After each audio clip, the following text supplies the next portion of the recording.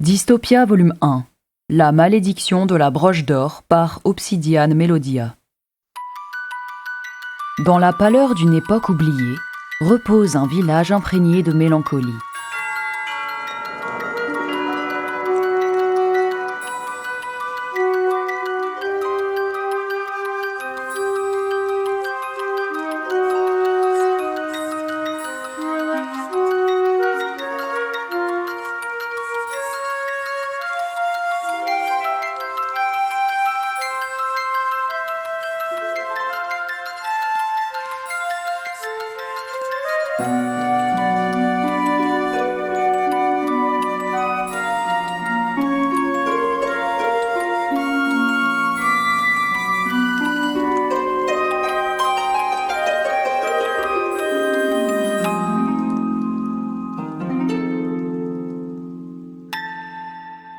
Un royaume gouverné par la brume et trempé sous une pluie perpétuelle. Un voile toujours présent, enveloppant l'air d'une froideur implacable.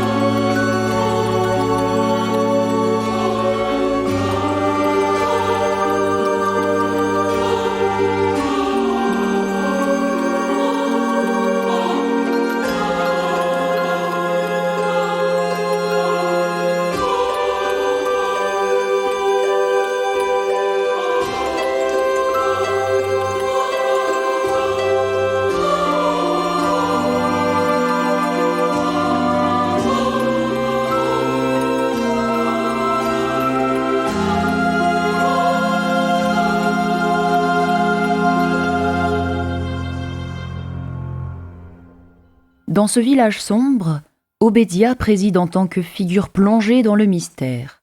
Sa noblesse reste incontestée, mais sa singularité le condamne à une existence solitaire. Drapé dans des tenues extravagantes et colorées, il réside dans un manoir victorien orchestrant une symphonie de petits automates en fer dont les mélodies uniques bercent les heures nocturnes. Les résonances de son alchimie musicale persistent dans l'air longtemps après le coucher du soleil.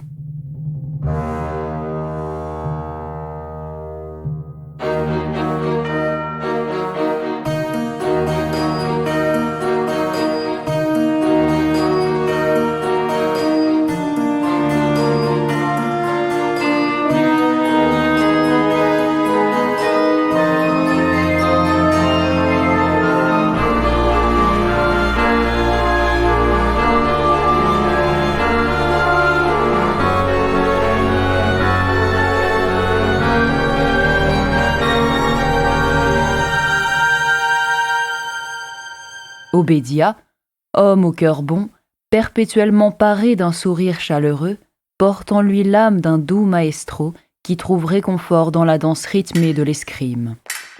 Son esprit effervescent émerge, ornant les teintes d'une beauté singulière.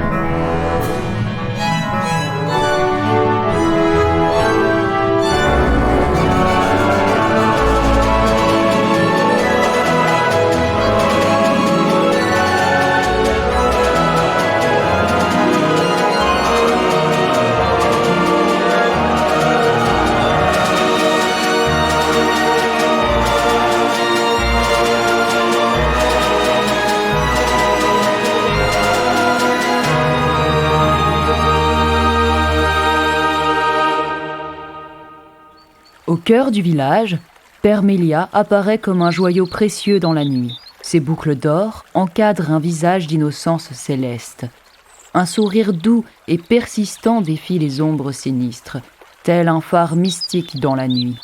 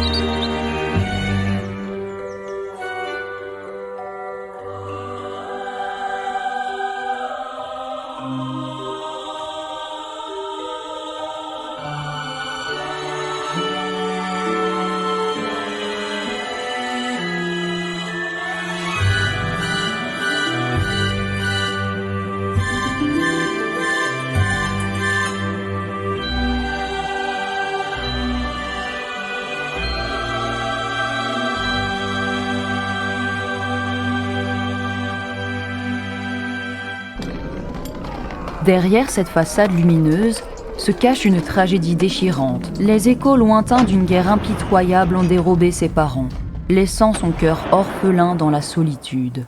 Permélia s'aventure, cherchant refuge dans un pays des merveilles intérieures. Chaque rire, chaque éclat de joie devient une bougie fragile dans la nuit. Elle est l'enfant chéri de tous, une petite fée radieuse préservée de la véritable obscurité du monde.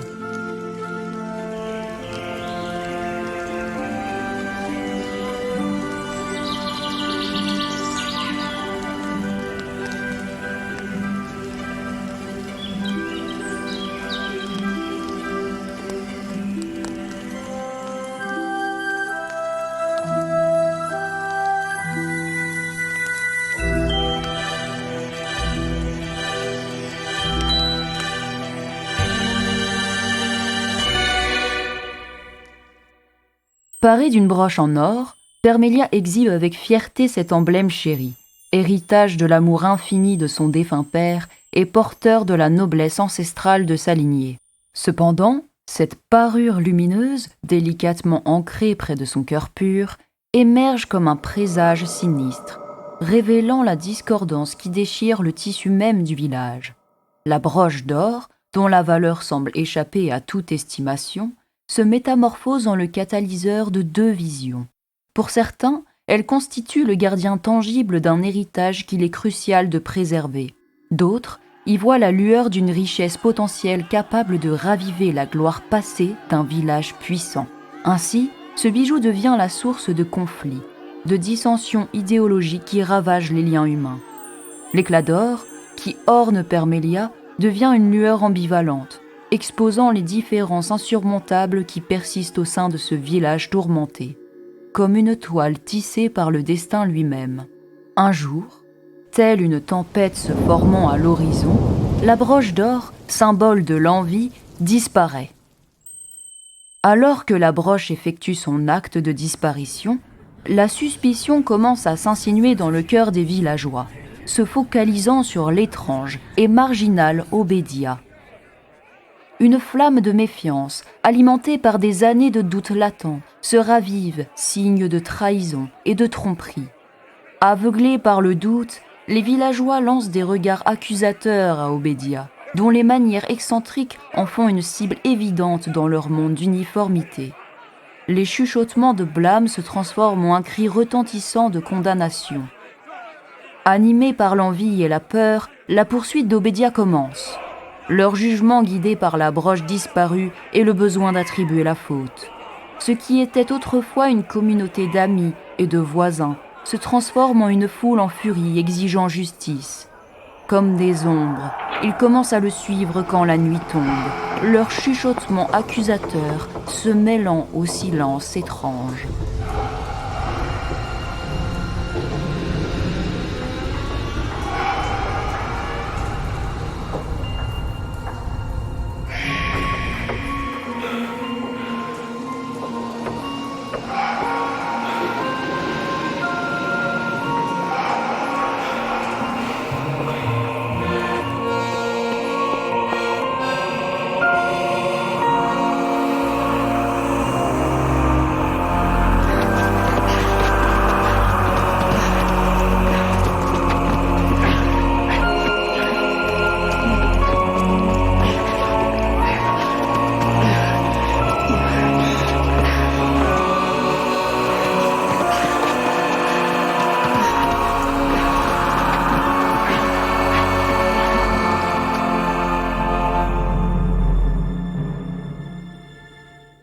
La tragédie qui se dévoile est rapide. Obédia, une étincelle solitaire vacillant au milieu de la mer monotone, devient la proie, la colère de la foule s'abattant sur lui comme une tempête. L'animosité latente du village, dissimulée sous une façade de tranquillité, est dévoilée dans toute sa malveillance. L'essence même d'Obédia est impitoyablement éteinte, son sang imprégnant la terre d'un cramoisi grotesquement poétique. Le village, autrefois florissant, sombre dans l'abîme du remords et du chagrin. Les échos de leurs actions malfaisantes résonnent dans les rues désolées. Un refrain entend leur conscience collective. Le prix exacté par l'absence de la broche est élevé. Un brisement de la paix est plus déchirant encore, la perte de l'un des leurs. La disparition d'Obédia projette une ombre allongée et sinistre sur le village. L'air est lourd du parfum âcre du regret, une essence lugubre qui imprègne l'âme même du village, autrefois vibrant. L'esprit qui animait autrefois le village semble maintenant suspendu dans un lamentin perpétuel, figé et silencieux, sous la disparition d'Obédia. Permélia se transforme en une silhouette sombre du deuil. Ses vêtements, autrefois étincelants, désormais dépourvus de la broche d'or, reflètent la tristesse. Son cœur, alourdi par une perte, pleure Obédia. Une larme solitaire, symbole de pureté dérobée, trace silencieusement son chemin le long de sa joue, témoignant de l'horreur qui se déroule. Alors que les jours se transforment en semaines et les semaines en mois, l'impression s'approfondit que le village est englouti par l'abîme béant du désespoir. Le marché gît maintenant en désolation. Les villageois semblent vivre dans la peur, peur de leur propre reflet, peur d'affronter la culpabilité que leur image miroitée pourrait révéler. Le rire joyeux, qui résonnait autrefois à travers le village, a été remplacé par un silence creux, interrompu seulement par le murmure occasionnel des feuilles dans le vent, chuchotant des secrets du village au ciel indifférent. Des champs stériles s'étendent là, où autrefois s'épanouissaient des vers luxuriants, comme si la nature elle-même pleurait la perte de l'innocence. La fin sanglante d'Obédia servant de rappel austère à la catastrophe en cours. Chaque brique, chaque pierre, chaque feuille résonne avec la tristesse du village, un témoignage terrifiant de la nature destructrice de la mentalité de foule. On dirait que le village est en deuil, son esprit brisé, son essence marquée. Le destin d'Obédia résonne encore dans le silence, une mélodie servant de rappel glaçant de l'abîme qui s'ouvre lorsque la peur et l'envie dominent. Les villageois, aveuglés par leur désir de posséder cette splendeur dorée, se laissèrent consumer par l'envie et la jalousie. La broche devint le miroir qui réfléchissait et amplifiait les ombres de leur âme, révélant leur vrai visage sous un éclairage cru. Telle une relique d'une époque révolue, elle incarnait à elle seule la dualité de l'homme, la beauté et la corruption, la lumière et l'ombre. Mais sa véritable nature révéla une malédiction ancienne, un artefact démoniaque, un fragment du pouvoir du diable, un sortilège destiné à jouer avec les âmes des mortels comme des marionnettes dans un drame sans fin. Permélia, dévastée par la douleur et l'horreur, ne peut plus supporter le fardeau de la cruauté humaine. Dans un dernier acte de pureté sacrifiée, elle se retire silencieusement dans l'obscurité des bois, là où les rêves et les cauchemars se rencontrent. Sa perte est la dernière note d'une symphonie funèbre jouée pour un village damné par sa propre cupidité. Sous la surveillance spectrale d'Obédia, le village connut un calme étrange. Les habitants, hantés par leurs actions, se repentaient en silence, redoutant sa vengeance. Le calme était trompeur. Les ombres grandissaient en force, et chaque nuit, leur murmure devenait plus oppressant. Les villageois commencèrent à disparaître, un par un, engloutis par les ténèbres. Leurs visages, figés dans une horreur indicible, hantaient ceux qui restaient, les rappels d'une malédiction inéluctable. Certains ont péri dans des luttes fratricides, d'autres ont succombé à la folie qui s'est répandue tel un cancer dans les âmes corrompues. Les derniers soupirs de vie ont été étouffés par le poids de leurs propres péchés, condamnant le village à devenir un tombeau, oublié dans l'histoire. Au centre de cette scène de désolation, la broche d'or gît au fond d'un puits au centre du village, ses reflets dorés éclatant faiblement dans l'obscurité oppressante. Ce bijou, jadis symbole de prestige et d'ambition, est maintenant le gardien solitaire d'un passage vers l'abîme. Les légendes murmurées par les anciens racontent que ce puits, autrefois béni par les eaux claires et protectrices, est devenu une porte vers les premières profondeurs de l'enfer.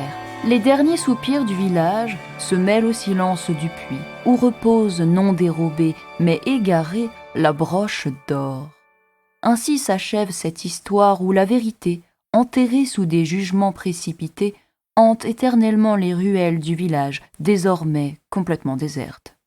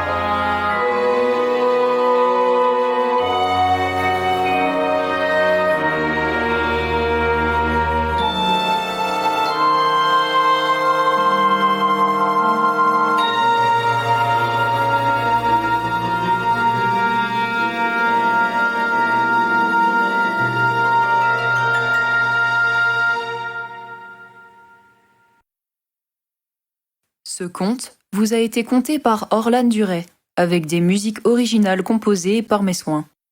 Merci à Hervé Basset pour les arrangements et orchestrations. Pour découvrir plus de créations, suivez Obsidian Melodia sur Instagram et toutes les plateformes de streaming. Merci pour votre écoute.